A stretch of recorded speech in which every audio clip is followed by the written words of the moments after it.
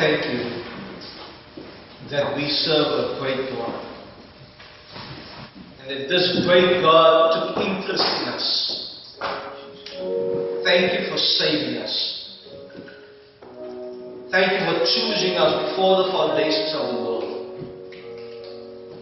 Thank you for sending your Spirit to melt our hardened hearts. Thank you for setting us free from the bondage of sin and death. Thank you for drawing us into your Son, Jesus Christ. Thank you for saving us. Oh, when I think of the goodness of Jesus and what He has done for me, my very soul cries out, hallelujah. Praise God for saving me. We are grateful, Lord Jesus. Thankful for your saving grace. This morning, even as we're going to look at your word, as we're going to preach your word, as we are listening to your word, may your Spirit once again just come and melt our hearts. Do a work in us. You are the great God. How great thou art. We know, Lord Jesus, there's no great men of God before you. There's nobody great before you except you, O God. That's why we know, Lord, that as we stand and we minister your word, we know it's only the great one that can change lives forever. No amount of preaching or preparation will change a life, but your Spirit can. So we ask in the name of Jesus that you will be glorified. Prepare our hearts and minds. Just do a work in us, Lord, in Jesus' name we pray. Amen. Amen. Okay, so we are still in the Beatitudes. We're going to Matthew 5. We're still in the Beatitudes. Matthew 5, I'm going to read from verse 1.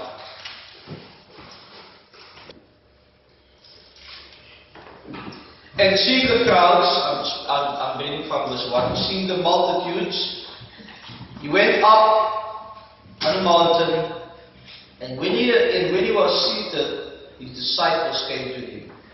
Then he opened his mouth and taught them, saying, Blessed are the poor in spirit, for theirs is the kingdom of heaven. Blessed are those who mourn, for they shall be comforted. Blessed are the meek, for they shall inherit the earth. Blessed are those who hunger and thirst for righteousness, for they shall be full. Blessed are the merciful, for they shall obtain mercy. Blessed are the pure in heart, for they shall see God. Blessed are the peacemakers, for they shall be called sons of God. Blessed are those who are persecuted for righteousness' sake, for theirs is the kingdom of heaven. Blessed are you when they revile and persecute you, and say all kinds of evil against you falsely for my sake. Rejoice and be exceedingly glad, for great is your reward in heaven. For so they persecuted the prophets who were before you. There. So, the word Beatitudes, we explained it last time, simply means the supreme blessedness, or the supreme happiness and spiritual prosperity. That's what it means, Beatitudes. So when you see the title, the Beatitudes, he's going to speak about those who are supremely happy and spiritually prosperous. That's what it's about.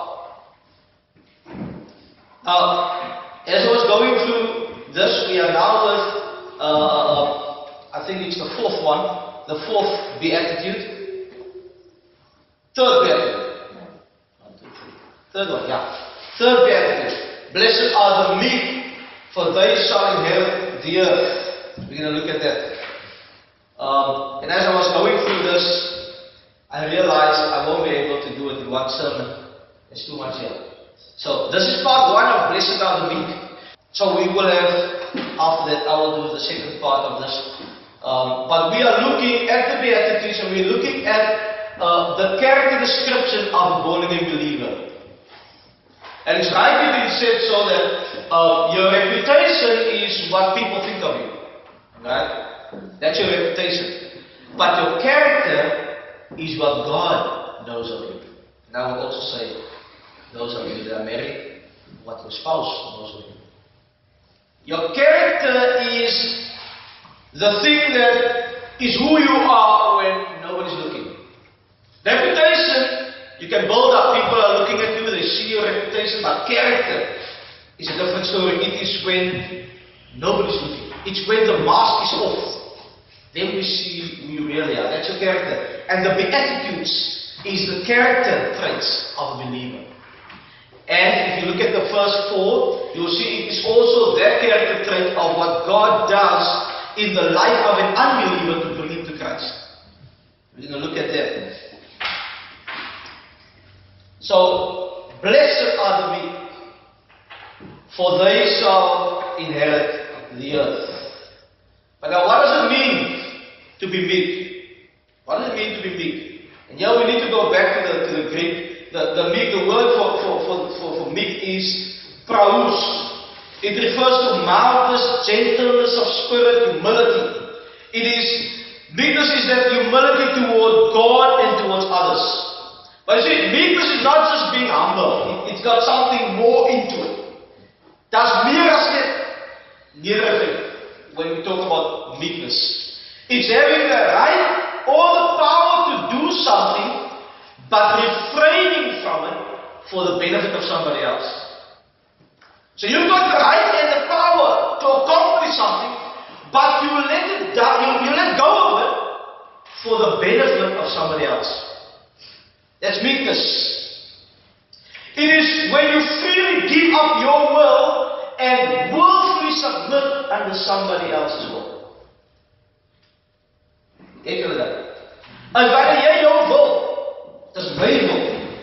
Maar as jy het freely and willfully, you give up your will, your rights, give it up, om te submit, om te buig en om iemand anders se wil te volg. That's meekness. It is exactly what Christ did. It's what Christ was like. When he walked the sinful world, we see it in his life. He models humility.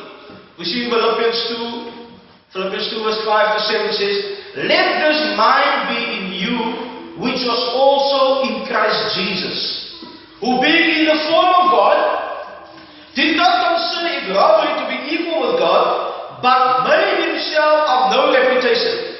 See what Jesus did? He's God, but when he came to earth, he made himself of no reputation, taking the form of a bondservant and coming in the likeness of men, and being found in the appearance as a man, he humbled himself and became obedient to the point of death, even the death of the cross. Jesus was God. He had the right to do whatever he wanted to do. But yet instead, he gave up his will, he gave up his rights for the will of the Father. You see that? Even to the point of death on the cross. That's the ultimate in meekness. He's the model of meekness. He's showing us what it is to be meek. You can look to Jesus and see it. Supremely happy and spiritually prosperous are those who willingly submit to God as Lord, for they shall inherit the earth. That's what it basically means. Jesus willingly submit himself to the will of the Father for the salvation of you and me. Sometimes we don't grasp that. Imagine that. Imagine Prince Charles. This is an earthly monarch. What do you call him? Prince. Imagine he decides, I'm giving you everything, all my riches, I'm giving it to you, and I'm going to take what's yours. So, okay, you stay here in South in your house. I give up my palace. I give up everything I own, and I'm going to move from there. I'm not just giving it and staying with you. I'm going to move from there, and I'm going to live in your house. You give me your house, and then you take mine. And you take my rule, you take everything there, that's yours. I'm giving it up. I'm going to be here. because I want to save you from this life. Think about it. Now, multiply that by infinity. Multiply that by that's what Jesus did. Christ did that to us. The ultimate in meekness. We see this in Gethsemane. Father, in Luke 22 verse 42, Father, if it is your will, take this cup away from me. Nevertheless, not my will, but yours be done. This is Jesus. Once again, not my will, but yours be done. Why, Lord? There's a sinner out there whose sin needs to be paid for. This is sinful. Think about it. He's not giving up his will for the Father's will for something that will be nice to put on himself. No, it's for sin. He's doing it. Matthew 11. This is Jesus calling sinners to himself. This is his self-identification. He's saying, take my yoke upon you and learn of me, for I am meek and lowly in heart, and you shall find rest unto your souls. Jesus is the ultimate person, the ultimate model of what it looks like to be meek. Back to our passage. The Bible says Jesus was looking over the multitudes, and then he opened his mouth, and then he taught them and said, blessed are the meek, for they shall inherit the earth. Now we need to think about what this meant for the people that was right in front of him when he made this statement. This was not an easy thing for them to hear. This was a shocking statement. This wasn't just something that, okay, that sounds good. No! He is speaking to a Jewish crowd that knows what it means to be oppressed by the Romans. These people have been oppressed for years under the oppression of Roman government.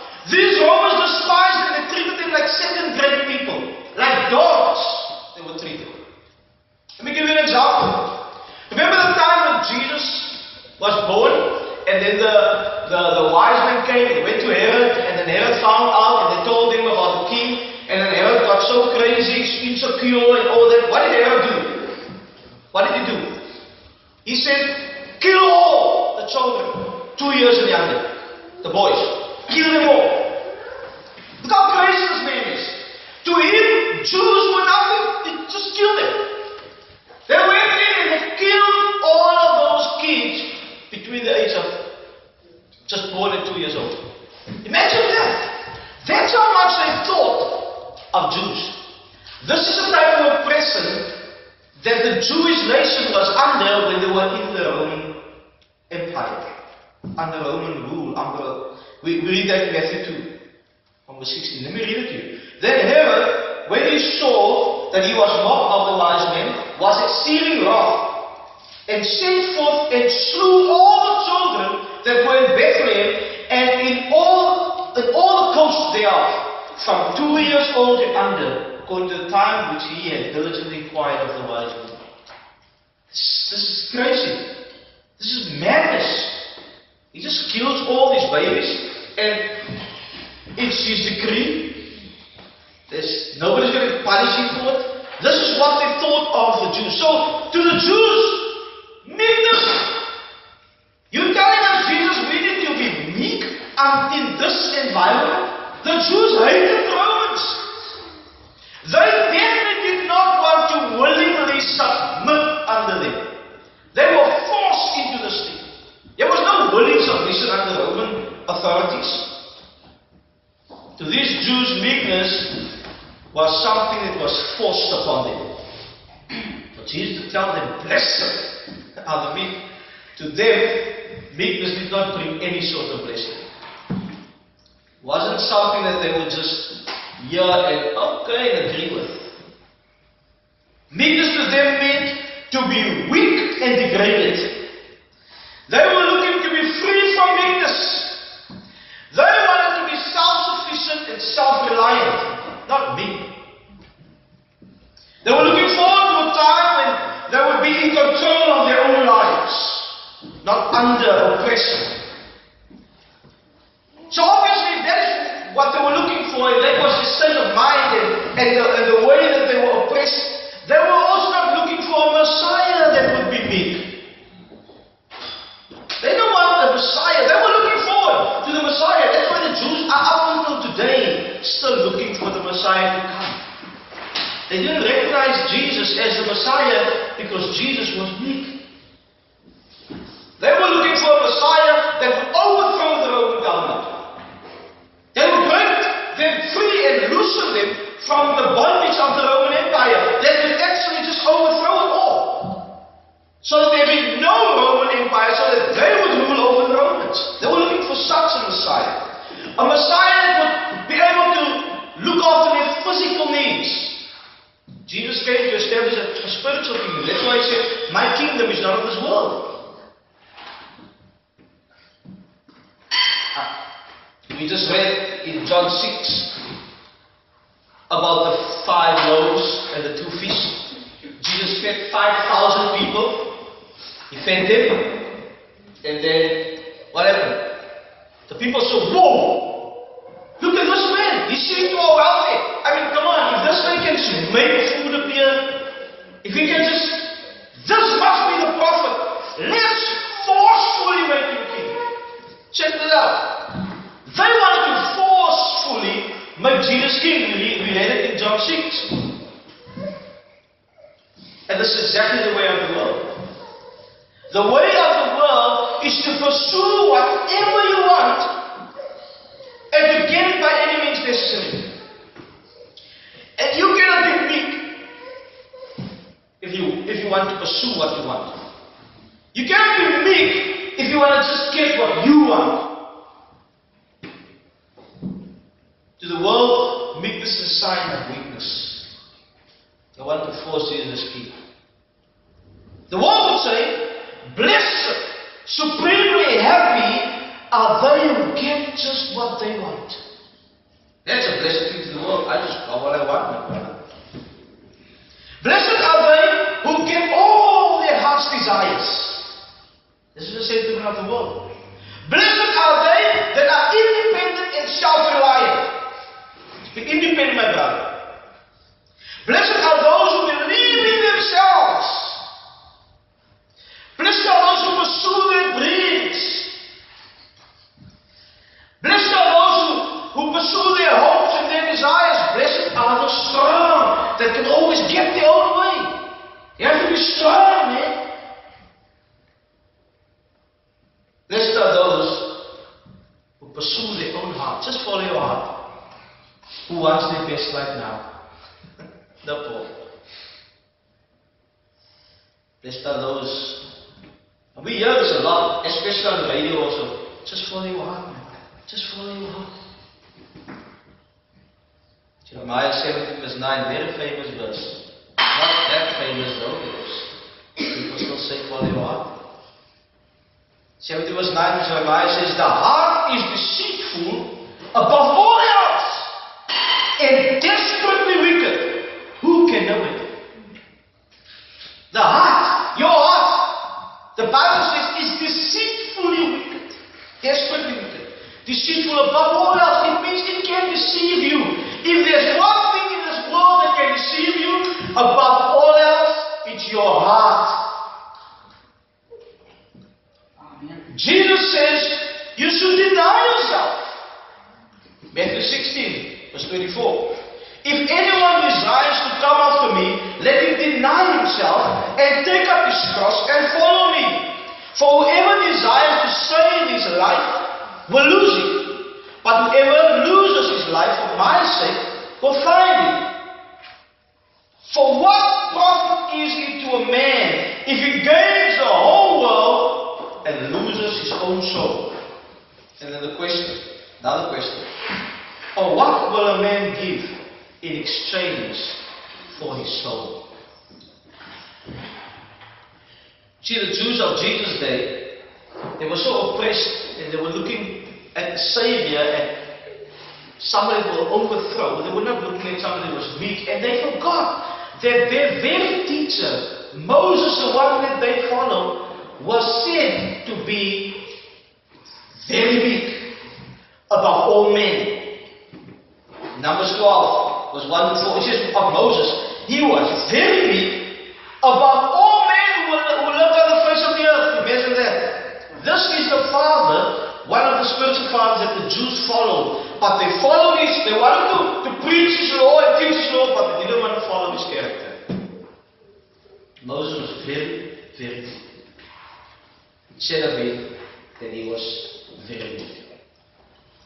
More than anyone who lived on the face of the earth at that time.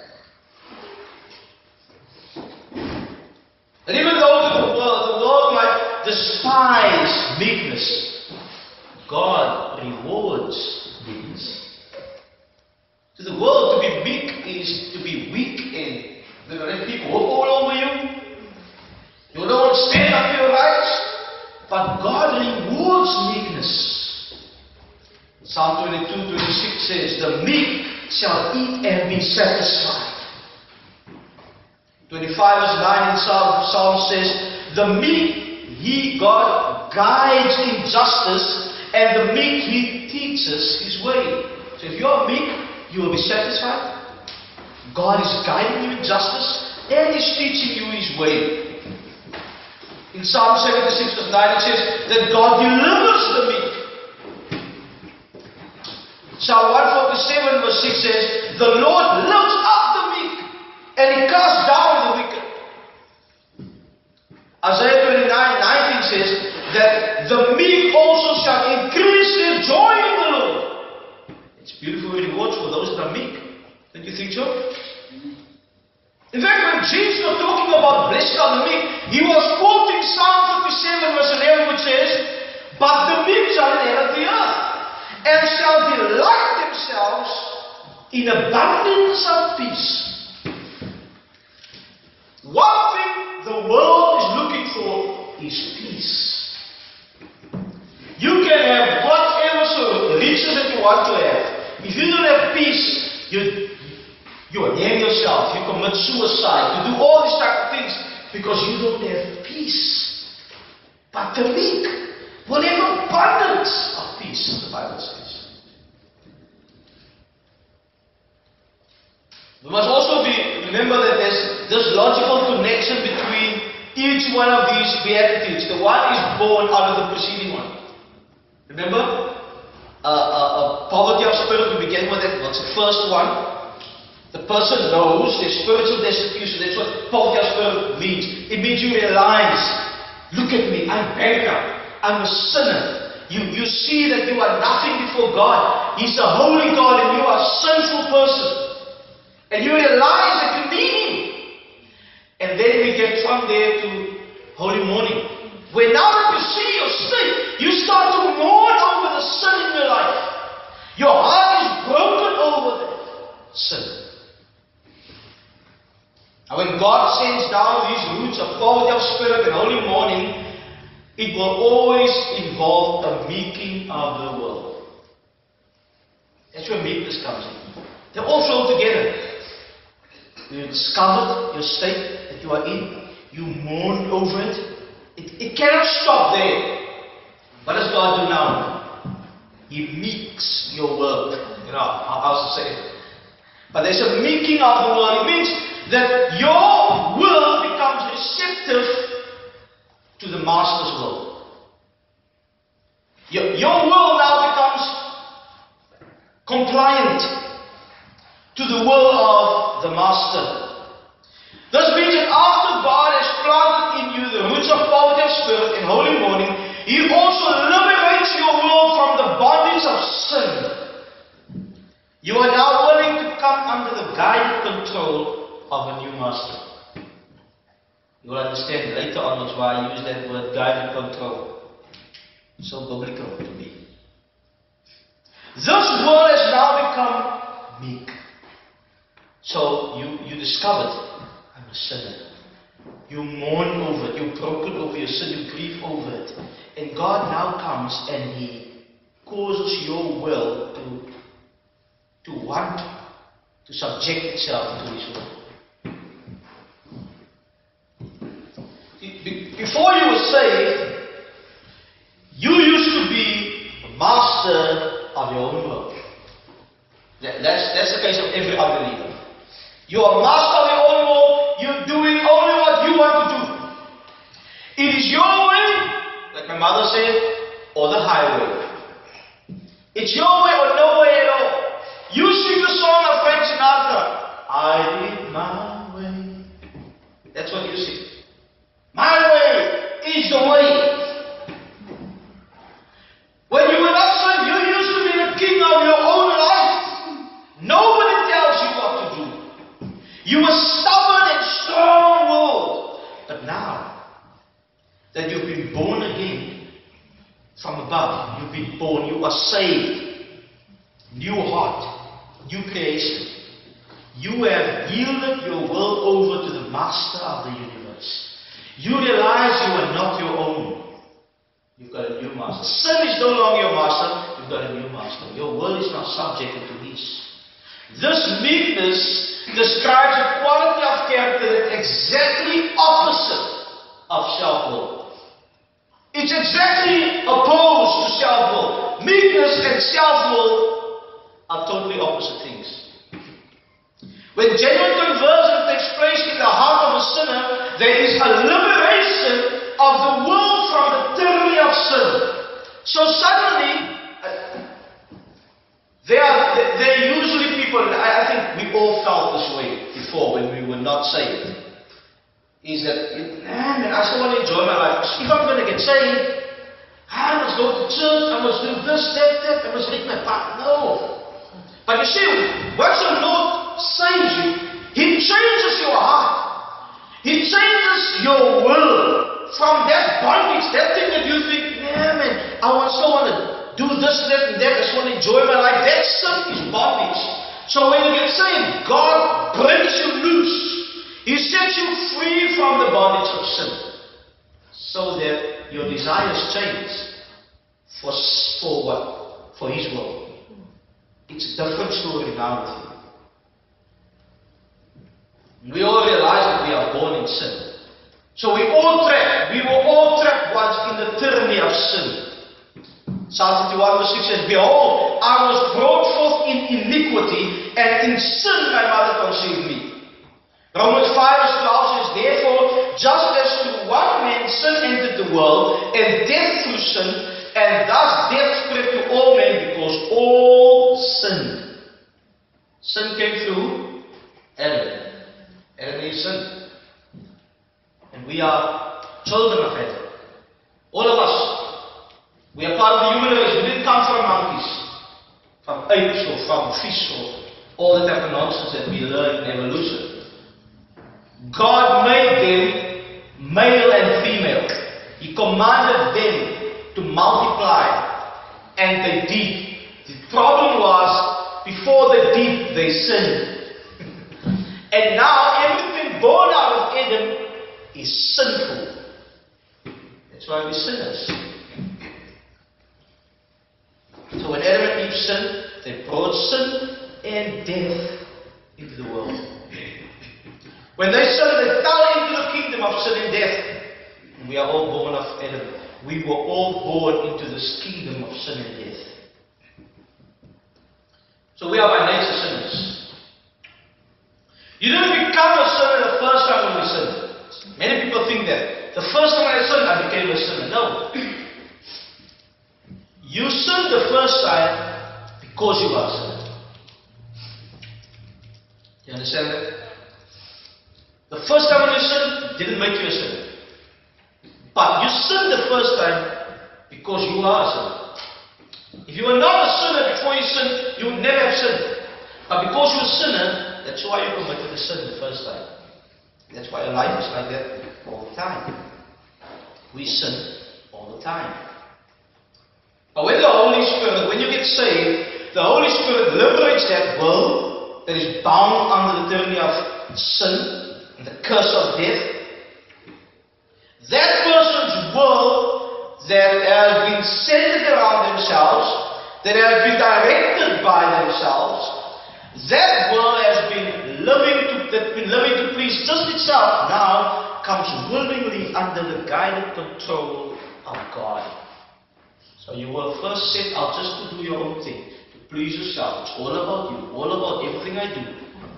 But now when you got saved, your will comes under the guided control of another, of God. And now it's all about Him. It's what He says. What must I do? Lord, help me to please you. It's all about God. I mentioned this last Sunday. Let me just read it again. When we point wicked sinners to the cross of Jesus, and they see the amazing love of God for bankrupt, vile sinners through the working of the Holy Spirit on their hearts, and they see the sinless Son of God with deep love towards them, taking their place, and the wrath of God that they deserve being fully poured out on Christ for their sake, their hard hearts will be melted and broken and contrite before such a God. And when there is conviction and contrition, there will be conversion. They willfully now surrender to God. Only God can do that. The Lord does that in the heart. He did it in every single one of you that are saved. Came and He worked on your heart. You saw your sin. You cried out to Him in mourning, in repentance. And then He saved you. And then what happened? You're free. Now you're surrendering your will to Him. You say, Lord, your will be done. It's important to note that the genuine conversion of the will of the sinner is not God coercing or forcing a so-called free will to submit under Him. We hear a lot about, it's my free will. Free will. No, but you know, it's your free will. You must make a decision because it's your free will. What free will? What free will? How free is your will? No, I make a decision here. Yes, you are free to make decisions, but your will cannot be free because you are in sin. Your will is bound to sin, which means it's only free to do the sin that you want it to do. It's only free to perform certain acts, and the decisions you make are all done in a sinful body. Your will is bound. So when God comes, He's not forcing this so-called free will to submit on Him. In effect, He is liberating and setting that bound will free to serve Him. The grace of God liberates that will of yours from the curse of sin and death. So that you willingly come and now you submit under the gracious Lordship of Jesus. Because your will has been set free. Otherwise you can't. If your will is in bondage to sin, then you cannot do it. God needs to meet your will.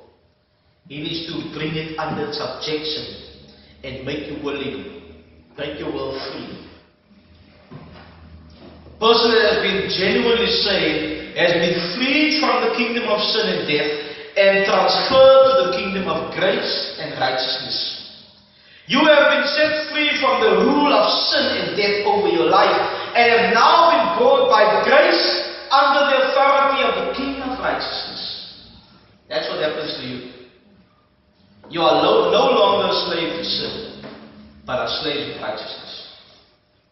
You see, you don't stop being a slave, you just change masters. We are slaves. All of us are slaves. We change masters. It's either sin rules you or God.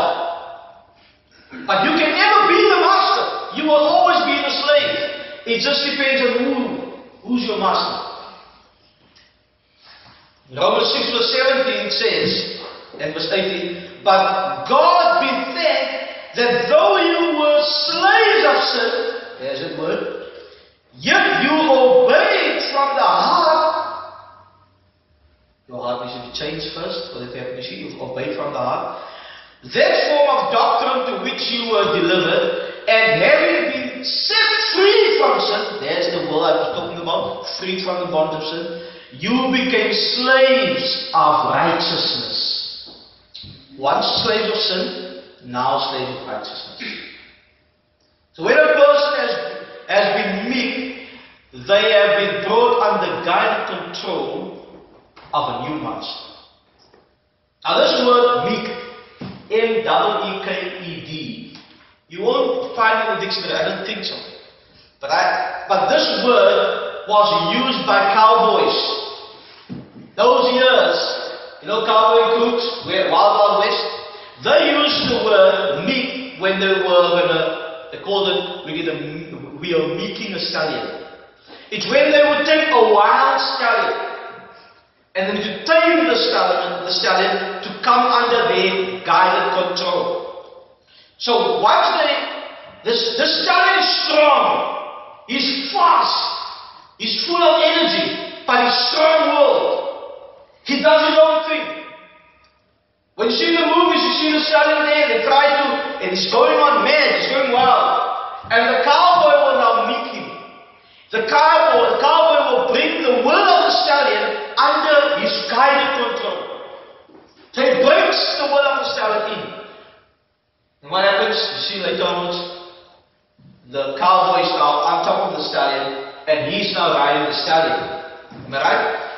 The stallion is still strong, the stallion still can go fast as he wants to, but he's under guided control.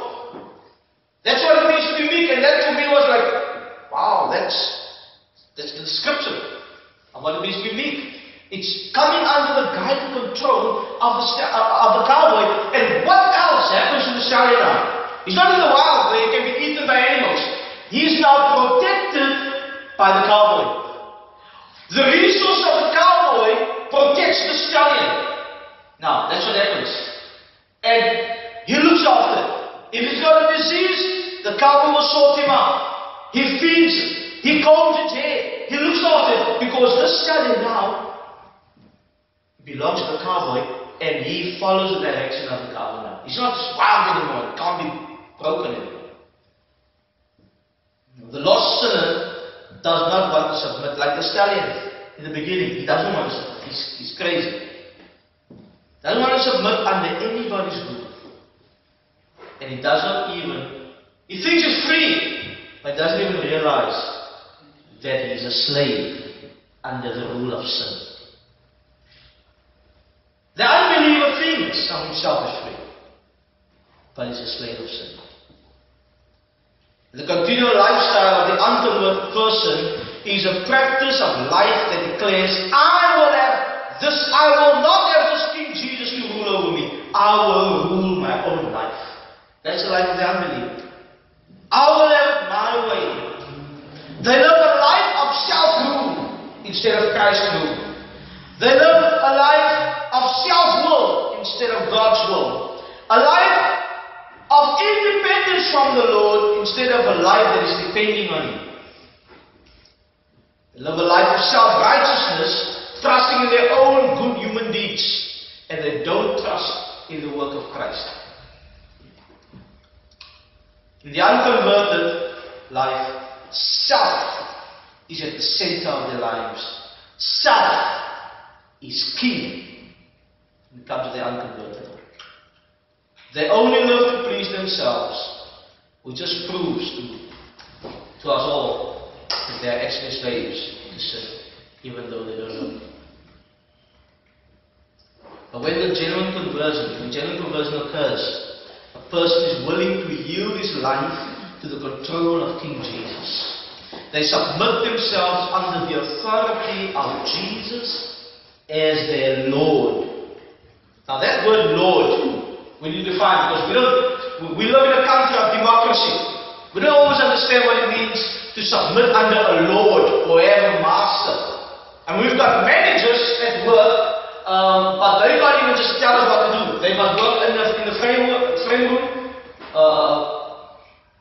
And if we don't like what they say, we go to the unions. That's human rights and all the stuff. We've got all these type of rights. But to live under a lord is a different story. And that word lord means master. It's a person that has sovereign power and authority over you. It means if I was your lord, it means you did not have a will. You had no choice. If I say jump, you jump. If I say sleep there, you sleep there. If I say go here or do that, that's what you do. There's no questions asked, because I'm your master, you belong to me. That's what it means to have a Lord. And that word to submit means to yield to the will and the control of somebody else.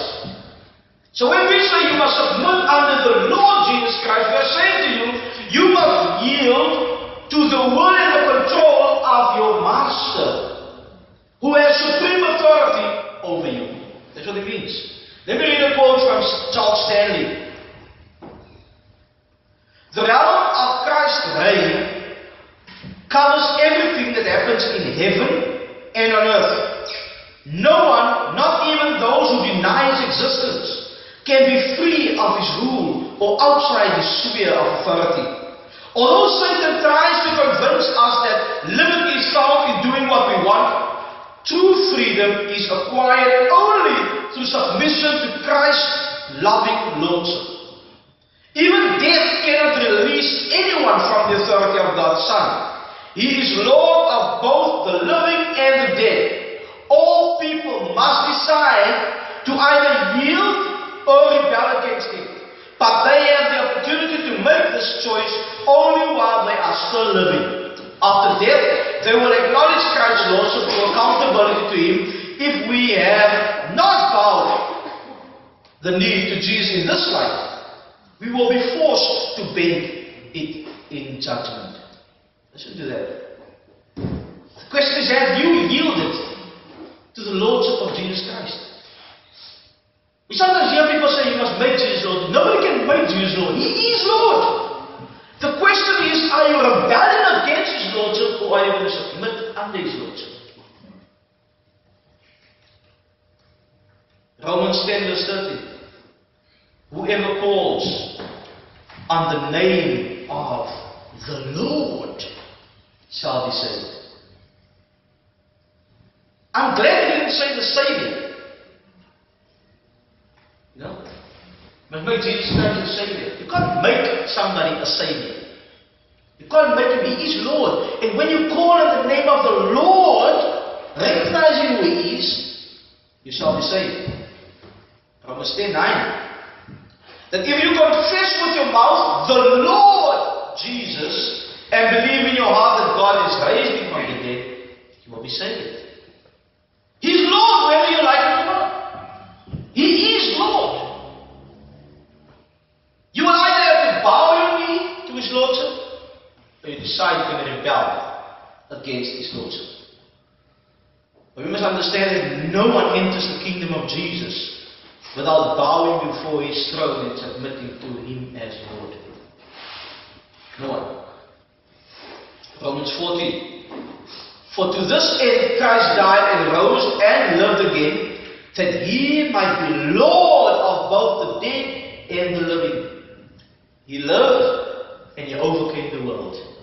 He died and He rose and He overcame death. And today He lives forever as Supreme Lord. He is Lord. Acts 2:36. Therefore let all the house of Israel know assuredly that God has made this Jesus, whom you crucified, both Lord and Christ. He is Lord. Philippians 2 from verse 9. Therefore God also has highly exalted Him and given Him the name which is above every name, that at the name of Jesus every knee should bow, of those in heaven and those on earth and those under the earth, and that every tongue should confess that Jesus Christ is Lord, to the glory of God the Father. Those who does not submit under Jesus as Lord, those who does not follow Him as Lord, those whose life is not a reflection of His lordship, they are not saved. If you can live a life and I don't see in your life, or the people out there don't see, but you are under the rulership of a sovereign Lord, you cannot be saved. It's impossible. Because when a person has been transferred from the kingdom of sin and death, where sin is the master, and if you transfer to the kingdom of grace and righteousness, where Jesus is the master, there is an implantation of the throne of Jesus in the heart of that person. What do I mean? It means that Jesus will rule as king over that person's life. He will be king. He's Lord of your life. If He's truly saved you, His throne reigns in your heart. And there will be evidence of that in your life. Let me make a simple example. If I take somebody from the street, somebody's been living in the street. Okay, when he lived in the street, he did things the way the streets do things. He had to live a certain way to survive on the streets. He looked also a certain way. Because his clothing is dirty, he probably couldn't wash that many times. That he probably doesn't have all the food he could eat. If I take that person and I bring him under my rule in my house, then street rules is out the door. My rules apply now. Because he's now in my house. So he's going to live under my roof and he's going to submit himself to what I say. But what's going to happen to him? Those that used to know him in the street will see a difference now. Once they see him, they will see, no, this guy is not living on the street anymore. Probably because he will have clean clothes. You will smell better because you will wash. His mannerisms will change because he's representing a different house now. He's not in the street anymore. He doesn't have to duck and dive and try and do other things. He will change. And everybody will see the change. Why? Because he's under the rule of somebody else. He's not under the rule of the streets. There's a difference when Jesus Christ is ruler over your life. There's evidence that shows. So there must be an outward display of the inward reality. Now that you've been crafted into Christ, you are the branches of the vine who is Christ. You are now the planting of the Lord. It means you will bear fruit. You know why? You must bear fruit. Because Jesus produces the fruit in you. It would have been a different story if you were to produce the fruits. But these are the fruits of the Holy Spirit, and He produces these fruits in the believer's life. So when we look at the believer, we look at what fruits there is to show that Christ is there. John 15 says, every branch in me that does not bear fruit, He takes away. And every branch that does bear fruit, He prunes, that it may bear more fruit. So, look at this, He prunes. So, we look at a believer, and somebody that professes to be a believer, and we see, they're going through difficulty. Maybe there's not much fruit, because the Lord is pruning, He's cutting away old things in your life. You can see, but you can see there is some fruit. Maybe small stuff, but still grow. But when you come to a branch, you see, but there's nothing on there, no fruit whatsoever. Listen to what it says. I am the vine, you are the branches. Whoever abides in me and I in him, he it is that bears much fruit.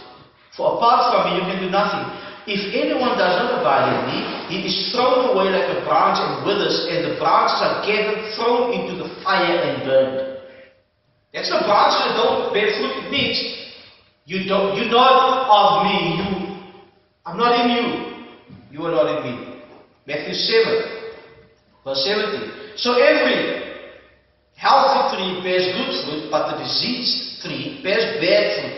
A healthy tree cannot bear bad fruit, nor can a diseased tree bear good fruit. Every tree that does not bear good fruit is cut down and thrown into the fire. Thus you will recognize them by their fruits. Why am I talking about fruits here? I thought we were talking about meekness. Galatians 5:22 and 23. But the fruit of the Spirit, now we're talking about fruit. It's love, joy, peace, long-suffering, kindness, goodness, faithfulness, meekness, self-control. Wow. Meekness is a fruit of the Spirit. See? That's what's important. Meekness is not something that you conjure up. It's a fruit of the Spirit. It has to be evident in the believer's life. That's why Jesus can say, blessed are the meek, because it's a fruit of the Spirit. It's what the Spirit produces in the believer's life. The meeting of the world is an ever-increasing work of the Spirit in a believer's life. What am I saying? I'm saying yes, the Spirit produces meekness in a believer's life. But it's an ever-increasing work. Don't get it and it's done. It grows. When a baby is born, it's got 5 fingers. The 5 fingers don't stay small because the baby is growing. If the fingers stay small, there's something wrong with the baby. Am I right? If the rest of the body grows and the hand, the little hand stays just so little. After 3 years, still a baby hand. There's something wrong with the baby. Am I right? Yes. So the Spirit produces meekness in the believer, but it grows. It's an ever-increasing thing. Look at this. Colossians 3 verse 12. Therefore, as the elect of God, holy and beloved, put on tender mercies, kindness, humility, meekness. Put it on. Ephesians 4 verse 1. I therefore, the prisoner of the Lord, beseech you to walk worthy of the calling with which you were called, with all lowliness and meekness. So here we read the apostle saying, you need to put on meekness and you need to walk in meekness. So even though it is the work of the Spirit performs in the believer's life, meekness is something that you are personally responsible to demonstrate. See? He produces it, but you must demonstrate it. It must be in your life. We must see it. You are commanded. This is not a suggestion. You are commanded to put on meekness. You are commanded to walk in meekness. I'm coming to a close now. Well, let's look at just 1 or 2 manifestations of meekness. The person walking in meekness will be compliant to the will of God. Means he will be willing to submit under the will of God. Matthew 7:21. Not everyone who says to me, Lord, Lord, shall enter the kingdom of heaven. Yes, you made a profession of faith. Yes, you say Jesus is your Lord and I'm a Christian. But not everyone that says that will enter. Look what it says.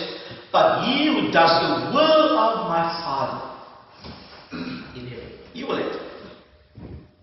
So to be meek is to be willing to do the will. You want to be under His will. The person who walks in meekness has a desire to do the will of the Father. The direction of their lives is running towards what God's will is. Their heart is set on pleasing God and obeying His will. The question is this in your heart? Is your heart set on pleasing the will of God? Is this your ambition? This is what you think of. Lord, today, please don't ambition. Please, I want to do your will today. Is that your heart?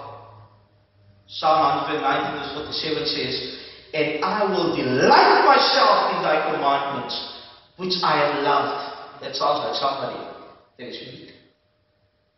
Delight in your commandments, because I love it. 1 John 5 verse 3 says, for this is the love of God, that we keep His commandments, and His commandments are not burdensome. It's not a burden for you to follow the commandments of God. It's not this heavy load that I must carry because, if I don't do this, God will be angry with me. No, it's not like that. It's not burdensome to the believer. The believer delights, he loves the laws of God. He loves it. Jesus even taught us to pray that way. Your kingdom come, your will be done. It's in our prayer. It is what the believer wants.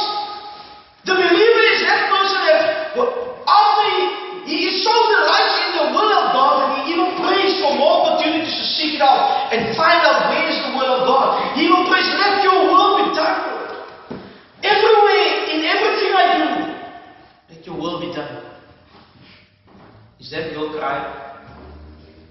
that your heart? Do you treasure as precious to your heart the rule of God of your life? Or are you still king of your own life? Do you treasure the will of God? Are you sitting here, if you're sitting here and you know, that's not me.